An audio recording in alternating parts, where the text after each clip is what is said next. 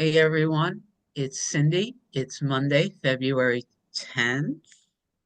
This is an open door, and we're in the hour we have entitled Where the Rubber Meets the Road, where we take a thought or a page or an idea from A Course in Miracles, and we talk about um, how to bring it into our experience of the world. Um, So I got a song to play. I had no choice but to pick this song, which is interesting. It starts to play as an earworm in your head until you agree to it. It's a song I love, though, and I'll play it in a moment. The first thing, though, and it's very alive here right now. I was in conversation with a dear friend, and one of the things he said was, 10 years ago today, he was in a horrific um, bicycle accident and he wasn't supposed to survive, right? Three days in ICU, emergency room, all sorts of things bleeding on the brain. But he survived. Obviously, I was talking to him today, but he highlighted for me, that there was nothing about his world 10 years ago that is in his world. Like, he could not have predicted all of the things that have arisen in the last 10 years. And while I was in conversation with him, I sunk into where I was about 10 years ago. You may do the same. 10 years ago today, I was not in this apartment. I had not started, I was still a couple of years away from, I owned A Course in Miracles, but had not opened the book. I didn't open the book really until 2018. I was still in a house with an ex-husband who is now passed. The kids were still in high school. I didn't know any of you or any of this. There is no part of what I was experiencing 10 years ago that I could have used to create what is going on in Cindy's life today. Furthermore, when I look from a bird's eye view down at the last 10 years, I have to admit, and it's easy for me, that there is a loving divine intelligence that's in charge. So many miraculous things have occurred over the last 10 years. I can't begin to account for them. And I can't, from an individual personality, I can't find it in me to take responsibility for them in a way of, I didn't orchestrate it. I may have said yes to it, but this isn't a conversation of free will right now, right? But if you just put a pin in it, right? 10 years ago versus today, how many miracles occurred that were outside of your personality's control? You may have said yes to it, but who brought the idea to you in the first place? How did you get here? There's a divine intelligence.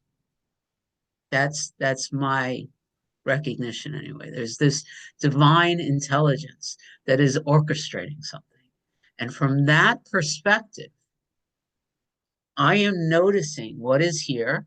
Amy named it for me about a month ago, I think. Now timing is weird. She said there is, for me, what I heard is that there is like this frequency, this low level kind of frequency of fear that feels like it's always here.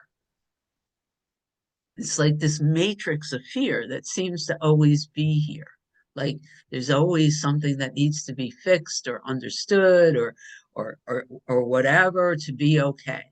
And I'm looking at that almost like this web, and I'm holding it in what feels like a globe of pointing today versus 10 years ago and all the miracles that occurred outside of that field. Like, even though that field was like 10 years ago was a huge part of my existence, and now there's like that loving presence is becoming more and more of my reality and it's easier to trust. There's something here that recognizes that that fear is still here, but I don't have to believe it and I don't have to feed it. I can experiencing it, yes, allowing it to arise, but I don't have to be afraid of it, the fear, and I don't have to identify as it, and I can accept that there's something else. And along those lines, when I was reading from the alchemy book this morning, which is also not this topic, but it's all here in me now. I stopped reading. These are the guides. They call them, if they said, if you need to know who we are, they said you could call us Melchizedek. Some of us are reading from this book, but it's in alignment with the lesson today. And so I'm going to read it to you because I had to stop reading and I felt it in here. I felt my resistance to these words. These words are, we love you dearly. And if you could know this, it's like I'm missing Richard right now or Pat, because they'll both start saying, if you if you only knew that line from the course, if you only knew that everything, right? Listen to these words. We love you dearly. And if you could know this, even for an instant, you would know many things that you do not allow. The gift of this teaching today is agreement to be loved. The gift of this teaching today is agreement to be loved. You, mankind, humanity itself, in its strange way, is saying, yes, I am willing to be known. So as we step into this hour, the question is, and it's the question I brought in, I had 2 dias already this morning since all this really hit. The question is, are you willing for God to know God's love for you, or the divines or consciousness? Are you willing to be loved? And what's interesting, I got to be honest, to be totally transparent, there is something in here that's terrified of saying yes to that. I'm loving it. I'm holding it. I'm sitting here with this teaching anyway. But to tell you that there's no density here that isn't afraid to just let go and be loved by whatever that source is, there's something really frightened. So what I am inspired to do is I'm going to read the lesson, which is lesson 244, and then I'm going to play the song, which is entitled Loved by You by Unspoken. It's a great word video too. And then we'll see what happens. Maybe I'll read the lesson again and then we'll open it up. Yeah. So here's the way the lesson goes. Lesson 244. I am in danger nowhere in the world. Your son is safe wherever he may be, for you are there with him. He need but call upon your name, and he will recollect his safety and your love, for they are one. How can he fear or doubt, or fail to know he cannot suffer, be endangered, or experience unhappiness, when he belongs to you, beloved and loving, in the safety of your fatherly embrace? And there we are in truth. No storms can come into the hallowed haven of our home. In God we are secure. For what can come to threaten God himself, or make afraid what will forever be a part of him? Okay. There's Richard. See, I quoted Richard and he wasn't here, and so he showed up after, and I can't remember what I said, but somebody will remind me to hit record again after the song, yeah? Barbie had an appointment. Read this lesson one more time and then we'll open it up. I am in danger nowhere in the world. Your son is safe wherever he may be. You are there with him.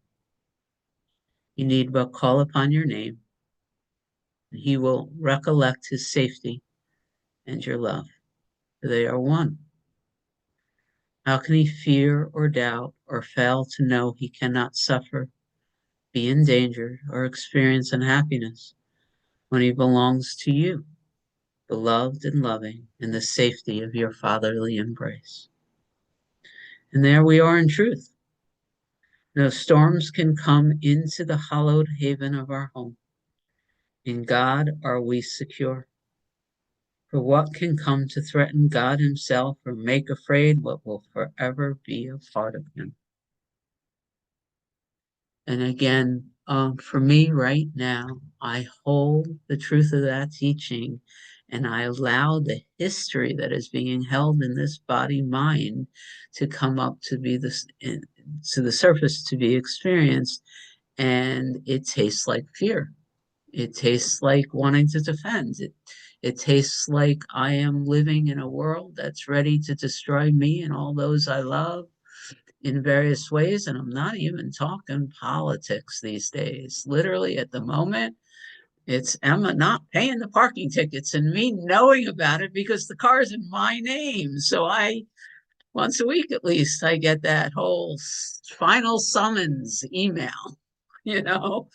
Um, I could sit there and watch the history. It's the belief somehow that what I am has been separated from my source, and it's in all of humanity one way or another. I can't even understand it, but it feeds that kind of low level vibration of fear or angst or whatever that flows through, and I could look at it and when I call it out is what used to be believed, and now I'm going to do my best to practice what's next. Um, well, William reminded me something's happening, and this is it. After that, I don't have a clue. Hey, David.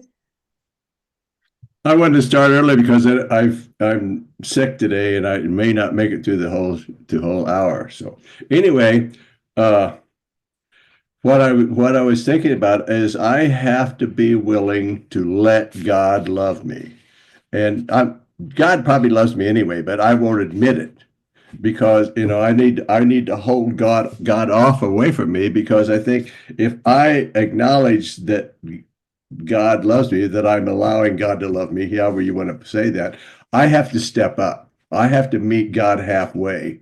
And to meet God halfway in this synergy, I have to give up, my nobody loves me, everybody hates me, I guess I'll go eat worms attitude and love and hold step up there and take my place in the chain. And I'm kind of ready to do that.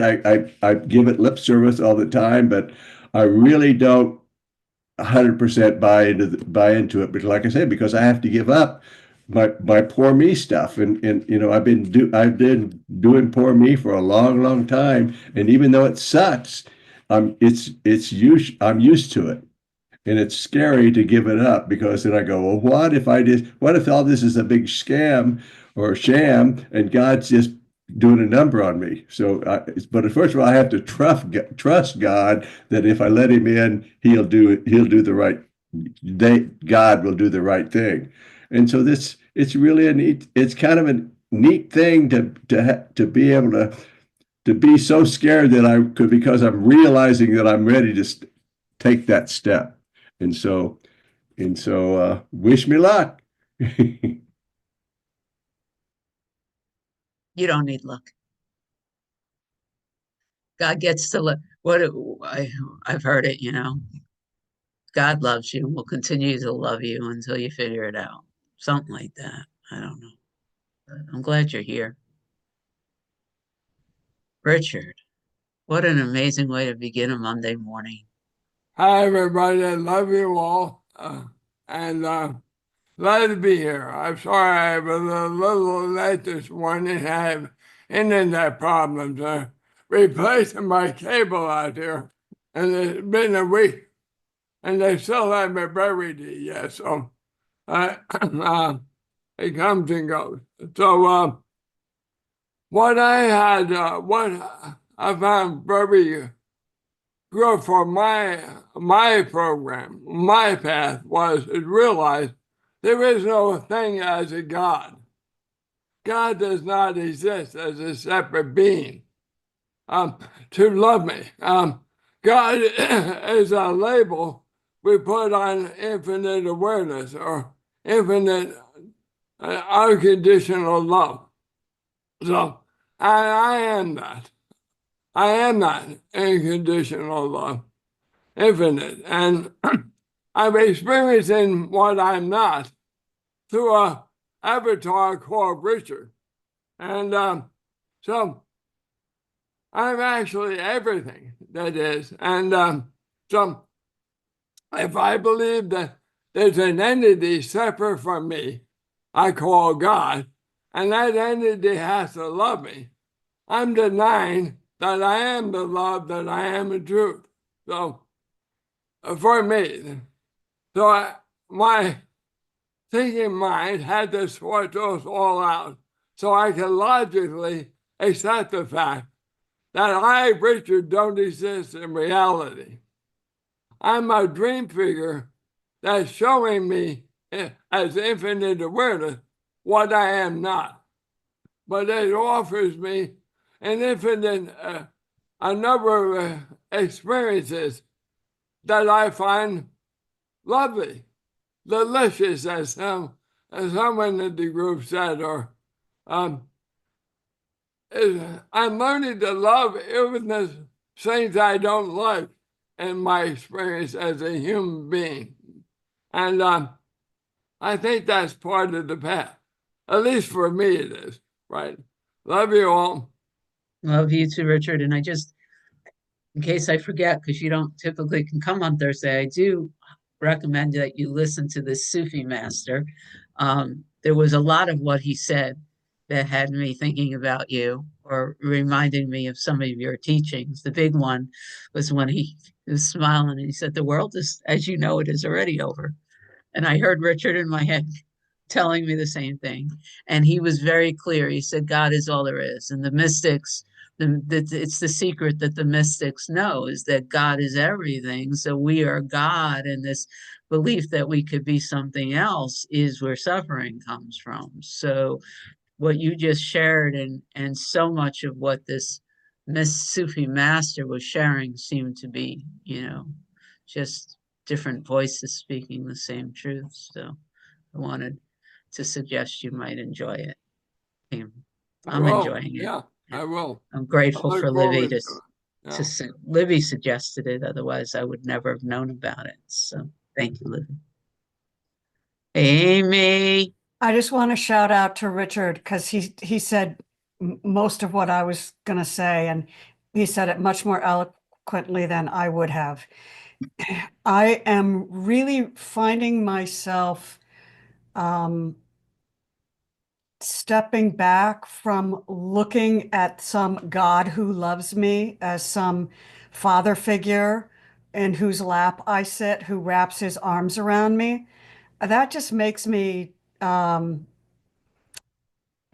just I'm not taking that Kool-Aid anymore. I am the love I seek.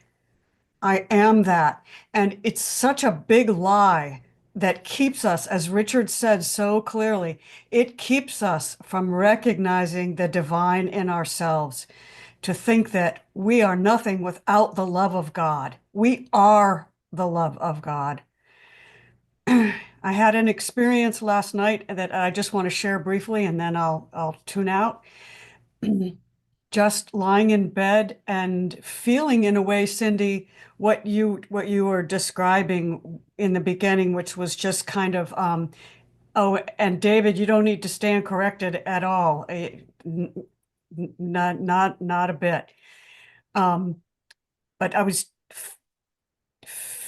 recognizing, as you said, David, how far we've come, from the knowing that we are that love. And perhaps this is a story I'm telling myself, but it feels right to me to perceive it as being out on the cutting edge, like these explorers who are seeing how far away we can go from knowing ourselves as source and finding our way back. And feeling it just, I became very aware of an overwhelming love of those who are around, but who are not convinced that they're in this reality. And they're looking at us and going, oh my God, you are amazing. Pretty much the way Christian Sundberg said it, you're an aspect of source that's just we are in awe of what you're doing, And so I give myself that too every once in a while, that comes through, but it's all one, and there's no divine father or mother up there. It's all just the one. Love us. Thank you, Amy. Should we let Andrew talk? Sure. First, we're going to let Andrew talk. Okay. Good to have you here, sir. Thank you. So, Cindy, you started out by saying over the last 10 years, you've witnessed many miracles in your life, and your trust has grown. And that just tells me that you're following the right path and you're doing wonderful. And you should be happy about that. We're all in the exact position in this dream that we have to be to learn what we're supposed to learn. We all have to learn our lessons a little differently because we all seem to be individuals. As far as fear goes, that comes along with consciousness. I think it says in the Course, the first part of the separation was consciousness. And what is that? It's self-awareness, aware of being something that isn't everything, because in actuality, we are everything. There's one life, and that's God, and that's the only thing there is. Time and space, they're illusions. So consciousness was the first step, this self-awareness. And then the consciousness had to make up the story of this whole creation of the universe and everything. It's all something that we collectively did, from the first consciousness, first awareness, and now it's the Christ mind. They Course calls it, and it's divided and divided, but it's still just one. All minds are connected. But that's the source of fear, because we feel separated from the life source. The ego thinks that body can die. That's my theory of fear. And I think Jesus is the only one so far that's truly completed his part in the atonement and is free of fear. And what it says somewhere that he was a man that saw the face of Christ in everyone he looked on, and then he became a man no longer. He became one with his source, something like that. That's my comment, and thank you. I love you all. Bye. Love you all too. And welcome, Rick. Since you sent me a message, I'm going to say, hi. I don't know if we've met. Have we ever met? It's really wonderful to have you here. And the channel's name is Paul Selig, Selig. Um, hey, Rana. Hello, Cindy. Hello, everyone. Very grateful to be here today.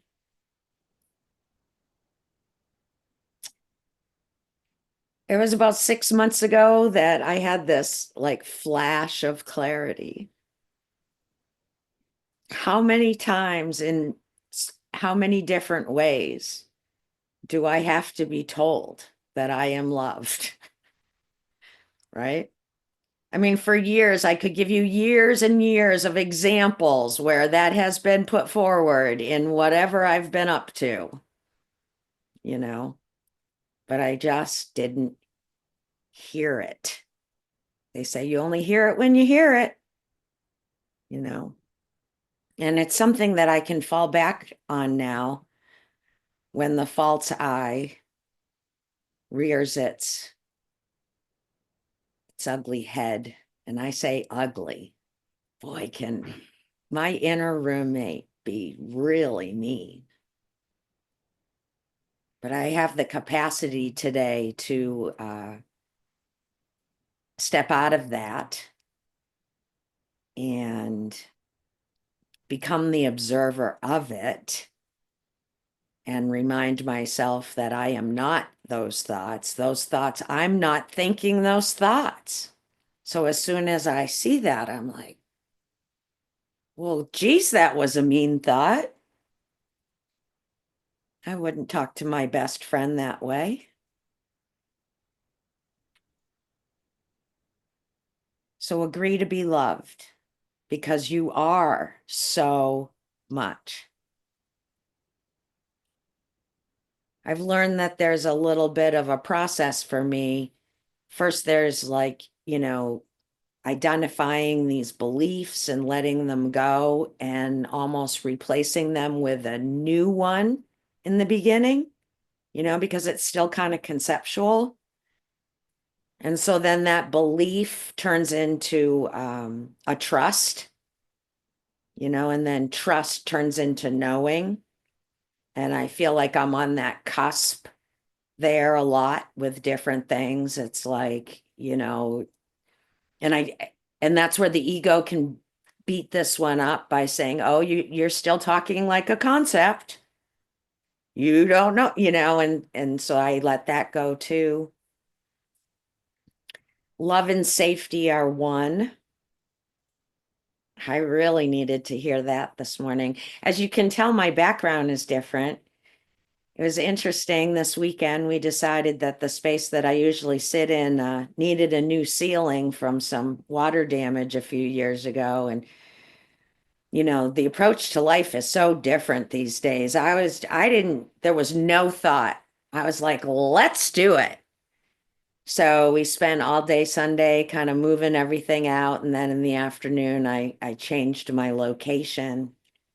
And it's a little bit further than I usually am. Usually where I sit is just outside the living room where all the activity is going on, so I can still see.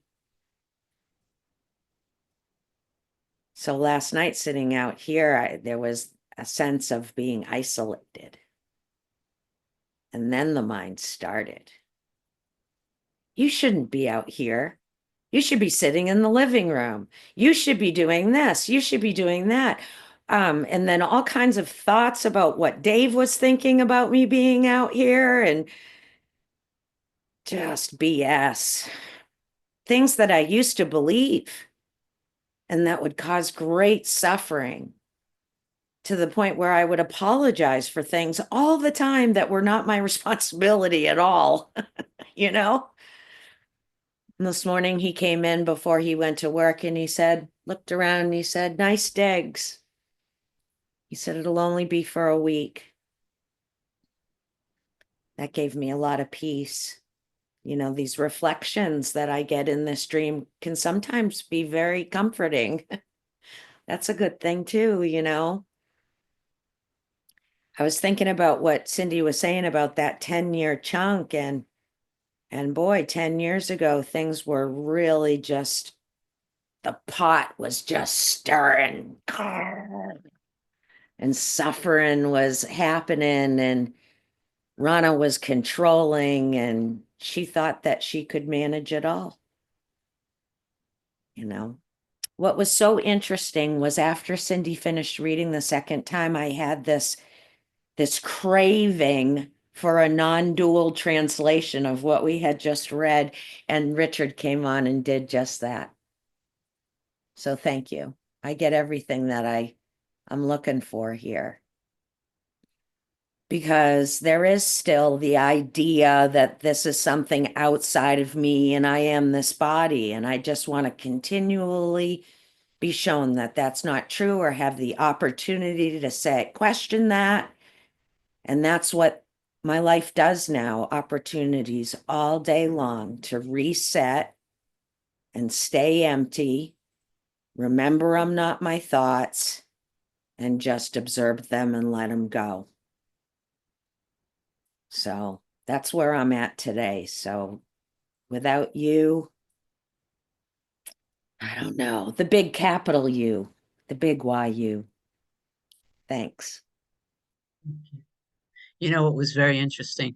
When when I knew this was going to be the lesson at one point, it was Saturday or Sunday, I don't remember which. There was a thought that arose in me. It's really, Cindy, why don't you sit and rewrite this? Right. And then I realized that it was that whole kind of being that's really attached to words and the important. I was like, others can do this better than me. And I was sinking in the feeling of it, the sense that there's something here that is emoting fear and it's being held in love. That's it. There's something here that is now releasing. It's so many of the visuals for me right now is it's time to clean out the closets. Like Jim Self's teachings are coming back in a beautiful way for me without all the other stuff. Just this understanding that it could have been the last 3,000 years. And the Sufi teacher was big on this for me. He too said, we're rewriting humanity. I love that. It gave me this real understanding that when this fear is emoting from me, it's not Cindy separate. It's humanity's collective consciousness is being given the opportunity to rise in consciousness, to release fear, because Richard, there's Richard. Richard will remind us all that Dr. Hawkins tells us that the frequency of fear and the frequency of love, they don't mix, right? And so the consciousness of mankind has been marinating in a fear-based system for thousands of years. And Eckhart Tolle was the first one 20 years ago on The Power of Now that said, you know, humanity is going to rewrite itself or disappear, and it doesn't matter which way it goes. And I'm starting to understand that. But we are being called to be part of the collective through our individuation to hold the fear that's oozing out of us in some sort of love. And for me, at least right now, the more I do that, the more the opening that allows the fear to be shown and experiences coming up. And can I do that while being the love that we all are? It's an interesting balancing act. But anyway, when the thought came up this weekend, it will be more palatable for so many of us if these words get rewritten. I didn't have the energy to do it. That was me spending too much time with words, and I just rested in the love. And Richard does a better job of that anyway. So thank you, Ron. Hey, Livy. Hey, good morning. I'd actually like to hear what Richard has to say before I jump in here. Why? Do you think that Richard has something to say that's more valuable than you? Well, Because I didn't I know. don't. I didn't know if he was, gonna. Okay, I'll go. I didn't know if he wanted to give a direct response to Rana or not, but anyway, I'll go ahead and jump in. So there's this meme that I read that I wanted to share first, and it's Lucy talking to Linus, and she said, "You know what's funny? Paintings of Adam and Eve where they both have belly buttons. Think about that. Take as much time as you need." I just love that. I just absolutely love that. And I absolutely love this lesson. And you know, every morning I pray, how can I be the best expression of your love today? And you know, recognizing that I am a spark of the divine love and not a separate being, and to remind myself of that, and to stay out of the way as much as possible, to stay open in my heart, to be, you know, because we are all individual expressions of that divine love. And, you know, and the trick is for me, and where I don't, you know, going into those parts of myself that I identify with, as Richard puts it, as an avatar, like letting go of the anti-Olivia and expectations of that separate being as being separate from those that I'm an aunt for, and recognizing that they are me, and going into the beliefs that want to keep me separate or make me think that I'm separate and shitting all over myself, or you know, beliefs that, and some of the fears aren't even mine, they're inherited, and I can heal those and let that go, and recognizing and being the love that I am, that we all are, coming from that, you know, particular, from the divine love and the oneness that we all are. And it just and it's not easy, and it's so, because I don't want to, you know, my ego wants me to think that I'm, you know, let me show you. It's like I had an ex-husband that said, yeah, people think you're nice, but wait till they get to know you, you know. And so it's kind of like the ego wants to bring that up, and show ways that, you know, that want me to think that I'm not lovable, which is a complete and total lie, and one that I believed for a very, very long time, and had my outsides match that thought. And I'm grateful today to be in a community of love, so that I'm reflective the love that I am. And so I'm just really, really grateful for y'all, that, you know, that I can come to a group that focuses on the love that we are, and how we can be the best expressions of that in the world, in these individual avatars. And when we all come together and we can all hum the same song, it's just absolutely beautiful. So thanks for letting me share that today. I sure One of the, all y'all one, very much. so you're the second person to use that word reflection. So I'm going to say this and then hand things over to Richard and David. One of the things that the Sufi master said was that there's a mirror in the center of the heart. And so much of our work here is to keep polishing that mirror so that God's light gets reflected, you know, that what we are is the reflection of the divine that we are, you know, that whole bit, the purification process. And I love that, you know, that there's only light. And if we are expressing anything out into the world other than that oneness, there's something on this inner mirror that can be held up to be purified. So kind of like that visual. Thank you, Libby. Richard. I Yeah. was definitely going to listen to that Sufi material, because what I wanted to share was, a few months ago, I had a fearful based thought that I wasn't being loved as much as I thought I should be. So I wrote about the battleground. I went into the and I asked for guidance. And the guidance I was received was, your job isn't to be loved.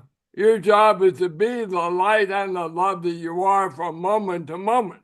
So, as much as Richard loves to be loved, I think we all love to be loved, but that our job is to be the love that we are from moment to moment. So I'm still working on that because I as Richard, still love to be loved.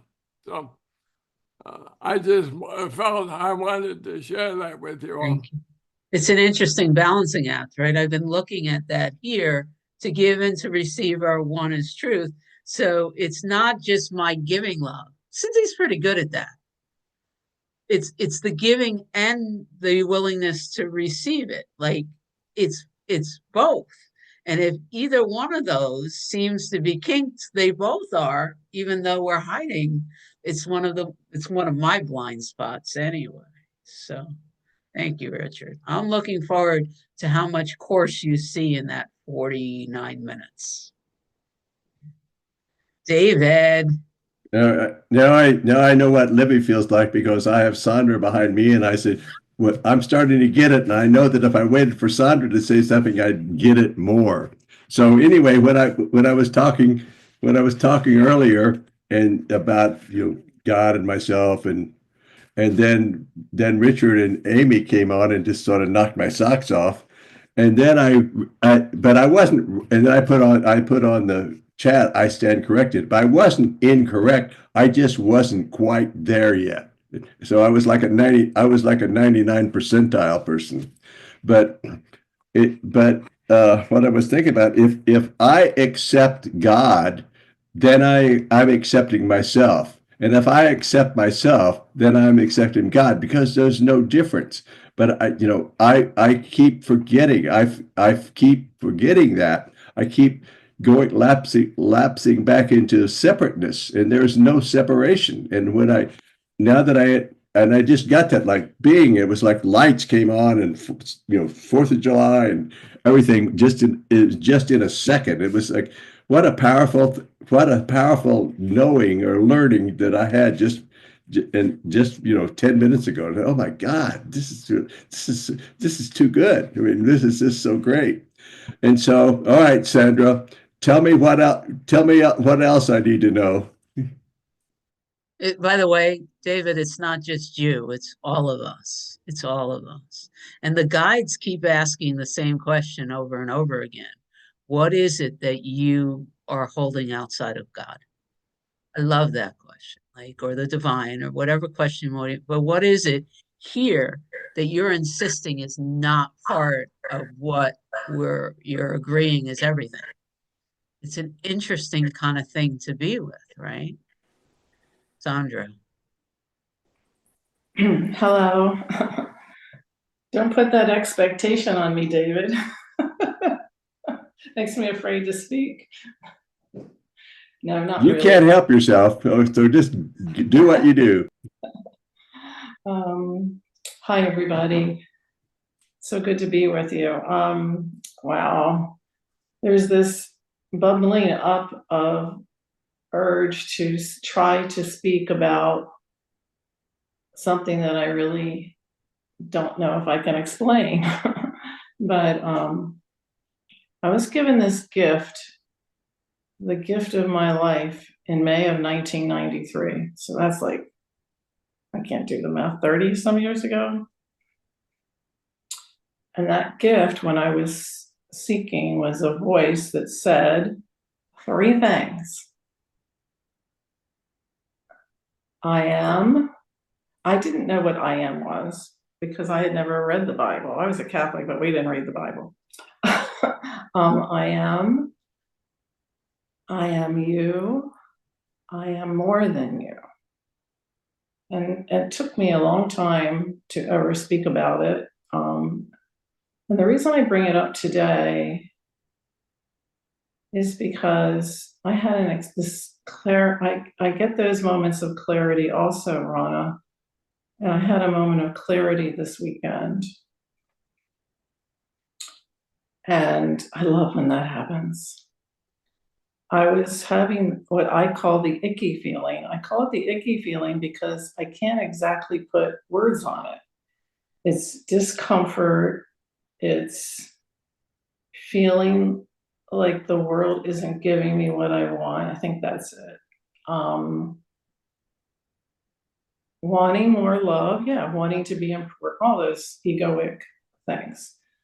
So I sat down to investigate that. I wrote about it, and I was able to identify where that was coming from.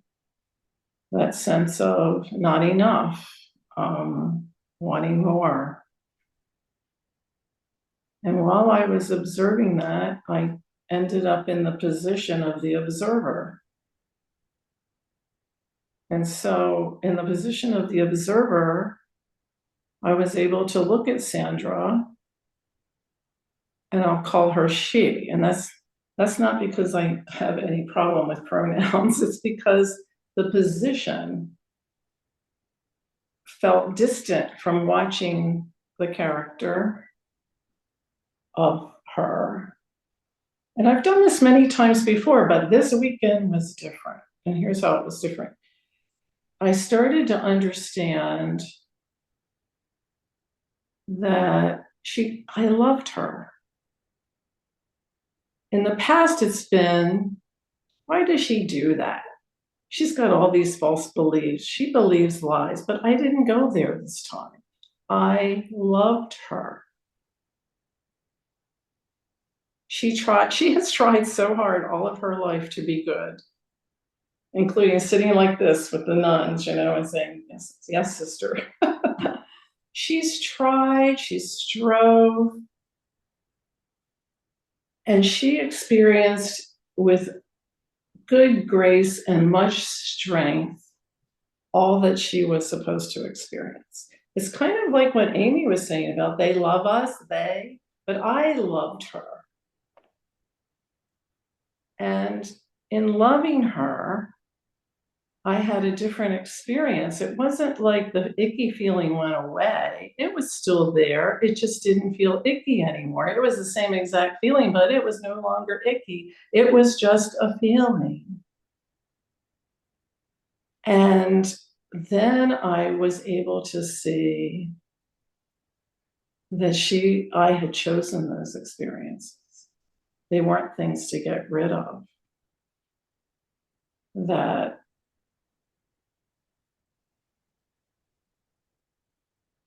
I'm getting emotional about this. Sorry. No, I'm not sorry.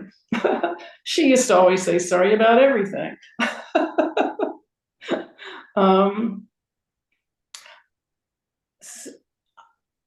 Even when the veil, the unveiling that happened in the May of '93 was a choice. And then the times of life throughout all those years after, when the veil came back down, were also a choice. And it was all for the experience. And sometimes when the veil is up and I'm seeing all of it, the experience isn't as intense. I'm a little more distant from it. And so I must want to experience it very intensely sometimes without even knowing I'm making these choices knowingly. So back to, is there a God? Is there not a God? I mean, there is obviously something that I am an aspect of as an individuated manifestation. And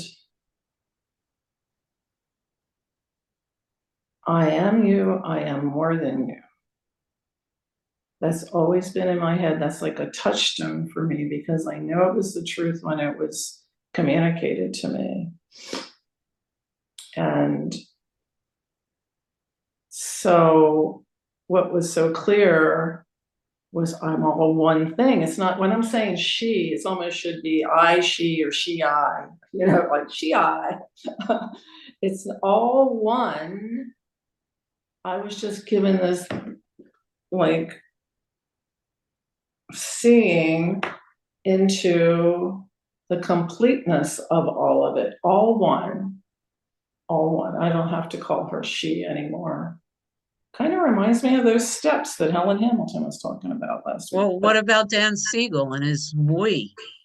Oh yeah, I That's like what that too. that's Moi, that's yeah. what you're reminding me of is This is his like moi. the I. It's the I, but it's the big I, but it's also the little I. It's all one.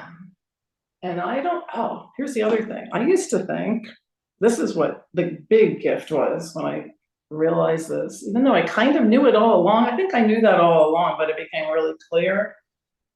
I don't have to try I am not failing spiritually when I go into, when the veil goes down again. No, I used to think that. I used to think when I finally get it, the veil won't go down anymore. No, as long as I'm here in this body, I'm going to have these egoic experiences because I choose to have them. And that was such a relief. It's not like, oh, I can like make it disappear when I practice this enough. I don't know. Am I making any sense? Okay. Well, Adi Ashanti is one of the greatest spiritual teachers and had huge human, has to be on medication, right? And Yeah, I don't, yeah. Jesus was questioning and having bad moments up until the point they nailed him to the cross. So there's nothing about the spiritual practice that indicates being human will ever be anything other than what you expressed. But I can be, here's the thing that's different about the before and after. Before, I would just suffer tremendously. Now I can have the experience, even if before I would have called it icky. Now it's almost a little bit enjoyable while it's being icky. And I don't know how to explain that. Yeah. Well, Michael Singer helps me, how can I be comfortable feeling uncomfortable? And this whole kind of getting comfortable with the discomfort, and there's a whole bunch of stuff coming up here, and can I let it? Because it feels like I could dam it back because I'm afraid of what it is, and I'm not choosing to be frightened of this like awful feeling inside. And as soon as I'm not afraid of it anymore, it's not so awful anymore. It's just kind of intense. So I had that very visceral experience of I don't need to be loved. I am love. I am the love. And you're holding. That's why I like pushing the heart button all the time, although I've resisted to that. But anyway. Oh, come on. Well, Libby's doing it for you. I want it to be special, Oh boy, this is quite a ride, isn't it? Isn't this a ride? It is. It's an amazing ride. It is so intricate and I can't think of another word. That's it. Thank you. Thank you. And in case this looks weird, the jaw's in spasm, so don't evaluate any of what you see in the square right now. Hey, Amy. I hope your jaw feels better. Thank you, Sandra. I just love us all. This is such a great conversation. I think Sandra and I must have been on the same wavelength today because, or this weekend. What I'm looking at each and every one of you, and the feeling that I got was seeing myself as a human being, and also just witnessing with great love and appreciation how hard we all try, and just watching that like from a very loving friend or parent's perspective, but just, oh my gosh, they try so hard, and honoring the effort that we put into understanding and coming back to love, even when we feel hurt, and reminding ourselves to trust, as David said, and keep getting back up on our feet every time we fall down, and reminding ourselves that we're safe, and just how steadfast we are ultimately, even though we're on our knees sometimes. and just how much love there is for us that we are willing to do this and have this experience together. It's just, yeah, it's just such a service. To use Paul Selig, this is the service that we do. Hey, Richard. I know I was making progress when I would laugh at myself, when I would have a thought or say something that was totally not my belief right now. I go, what the fuck was that? Where did that come from? Yeah? And I would laugh for, and so I knew when I could laugh at myself, I was making progress. Yeah.